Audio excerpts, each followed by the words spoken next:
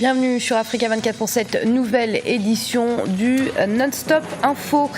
Au titre, voici les titres. L'Égypte accueille depuis ce vendredi une conférence internationale de 3 jours sur son développement économique et ce avec l'objectif d'attirer les investisseurs étrangers.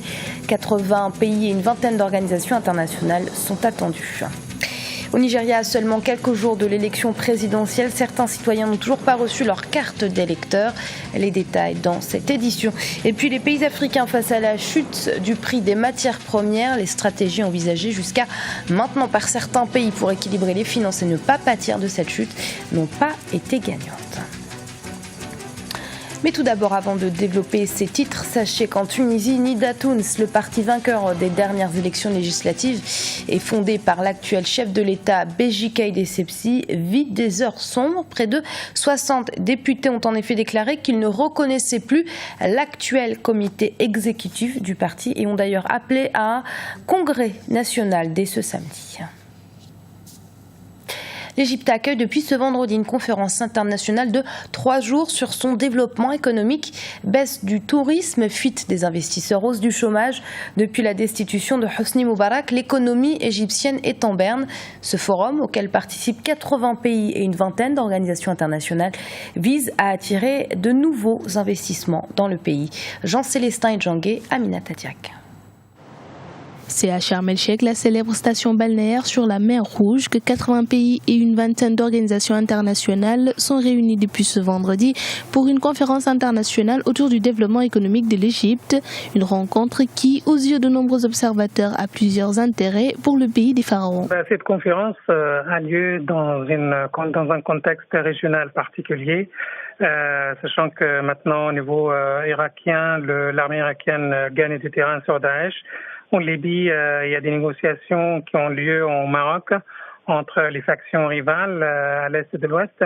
Donc la conférence de Sharm el-Sheikh qui se tient aujourd'hui est une visée de développement majeur à l'intérieur de l'Égypte, mais aussi une coalition en quelque sorte contre l'extrémisme religieux. Outre la lutte contre l'extrémisme religieux, les autorités égyptiennes veulent surtout redonner un coup de fouet à une économie qui s'est effondrée depuis la révolution de 2011. Maintenant que les investisseurs étrangers mettent la main dans la poche, c'est-à-dire que maintenant LCC peut compter dans les années à venir, comme il l'a dit, sur la baisse du chômage et puis le retour du tourisme en Égypte comme c'était le cas auparavant.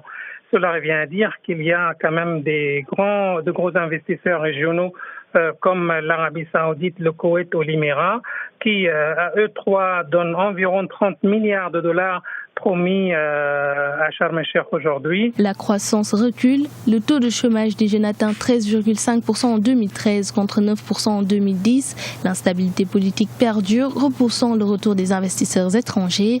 La somme de tous ces mauvais points creuse chaque année les déficits budgétaires de l'État. Un déficit estimé à 14% du PIB pour l'année 2013. La conférence économique qui s'achève ce dimanche devrait apporter des réponses à cette situation. Coup dur pour la résolution du conflit dans le nord du Mali. La coordination des mouvements de l'Azawad rejette le projet d'accord de paix issu des pourparlers d'Alger, alors que les négociations piétinent et qu'aucune partie semble disposée à faire des concessions. Les mouvements de l'Azawad ont tout de même réaffirmé leur ferme engagement à privilégier le dialogue. Aminata Diak.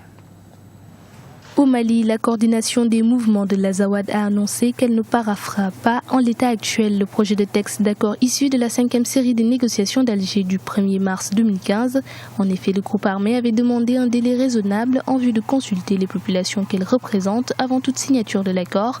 Une décision qui, pour certains observateurs, ne laisse espérer aucune solution pacifique pour amener la paix au nord du Mali. Aujourd'hui, ça fait presque 2 ans que nous sommes en train de faire des va-et-vient à Alger, que nous avons entamé toutes les possibilités, toutes les options possibles pour arriver à un règlement amiable de cette situation. Mais malheureusement, face à l'intransigeance du MNLA de trouver une solution politique à ce problème-là, il n'y a d'autre choix que d'entamer une offensive. Les pressions politiques que la communauté internationale, que la France pouvait faire sur le MNLA, ils l'ont fait. Cela n'a pas abouti.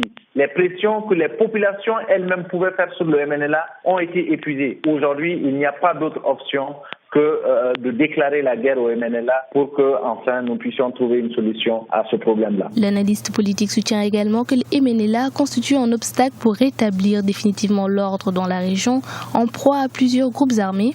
Il y a cette impérieuse nécessité de faire la différence entre les djihadistes et les gens qui se réclament du MNLA. Sans accord de paix, on ne peut pas faire cette différence. Sans accord de paix, on ne peut donc pas lutter contre le terrorisme. Donc, même dans le cadre de la lutte contre le terrorisme, le MNLA est aujourd'hui un obstacle en refusant de signer ce document-là. La coordination des mouvements de l'Azawad affirme avoir pris cette décision après une large consultation des différents organes des mouvements, de l'aile militaire, des organisations des cadres et des populations de l'Azawad. Cependant, elle reste ouverte au dialogue et invite le gouvernement malien à poursuivre les négociations afin d'aboutir à un texte d'accord à la satisfaction de tous.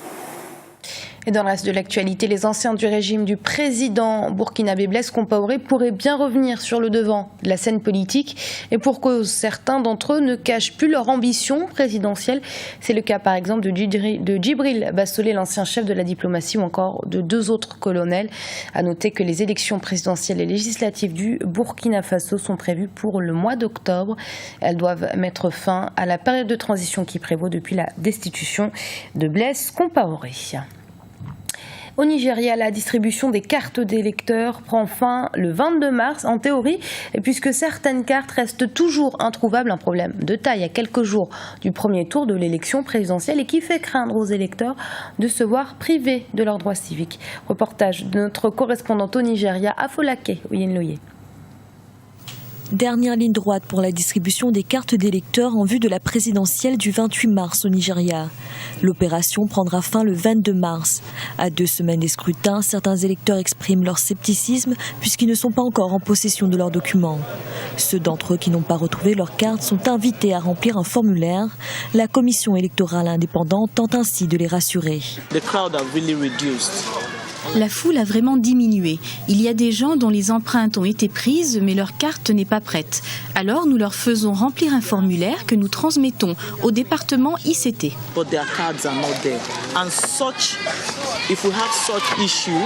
Mais ceci n'augmente pas vraiment leur chance d'entrer en possession de leur carte.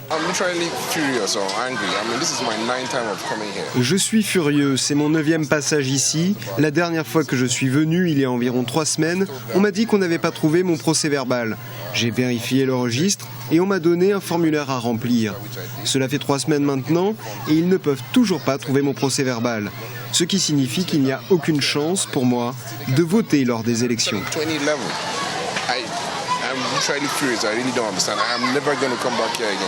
Pour réparer ces cas, la commission électorale a déjà prolongé plusieurs fois le délai de distribution des cartes. La dernière date limite de retrait des cartes est fixée au 22 mars.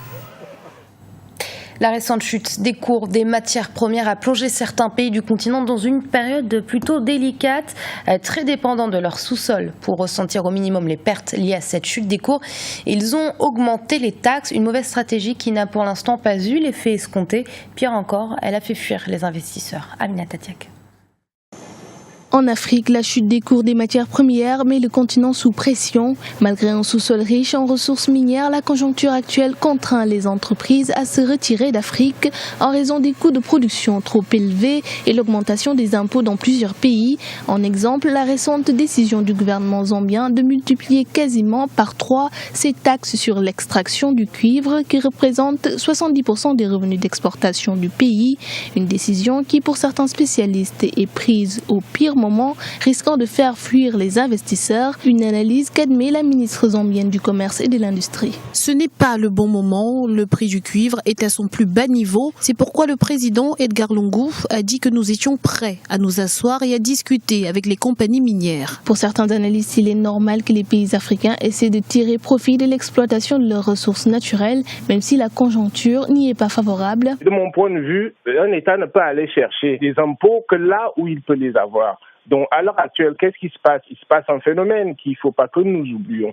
C'est qu'une politique fiscale, c'est quelque chose de sélectif et adaptatif par rapport à l'environnement économique.